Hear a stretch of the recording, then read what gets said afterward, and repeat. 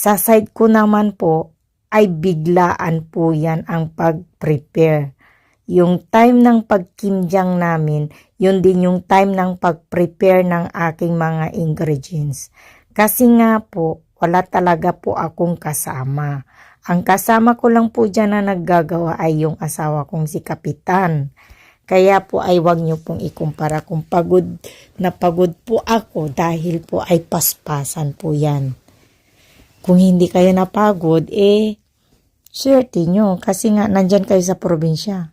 Kung ako din ang sa probinsya ay hindi din ako mapapagod kasi unti-unti kong gagawin yan. Hindi ko bibiglain yung sarili ko. 'Di ba? So, ayan. Pagod man pero okay lang at matatapos din. After nyan, magkaskas tayo ng ano ba yung magkaskas? Magkudkod. O yan. Kasi buti na lang at may ganyan na materialis na pagkuskus ng ng radish. Hindi ka na mapapagod mag-slice isa-isa niyan. Kaya may mga high-tech na rin na mga kagamitan. Kaya nasa sayo na rin yan kung gagamitin mo o hindi. Yung iba, ginagrind yan, biniblender para daw hindi nakakapagod kuskusin. Pero naawa ko dun sa blender ko kasi napapagod. Sa bawang sibuyas, luya pa naman na i-blender ko, nag-overheat na. Kaya inisip ko na lang, kuskusin na lang, mas mabilis pa.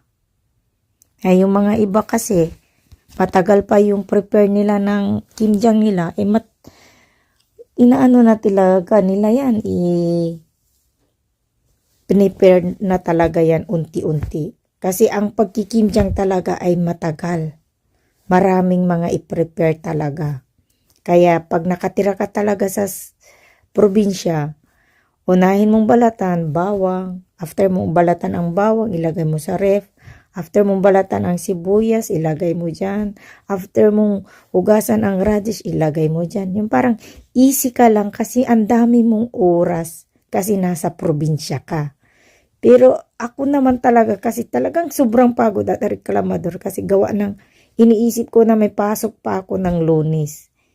Tapos ang pinunta ko dyan sa probinsya is Saturday na. So Google na talaga ang oras namin. Kaya kahit pagod, kahit gusto mong magpahinga, ayaw mong ipahinga kasi nga inahabol mo yung oras at araw mo. Kaya yun ang todo reklamo ko.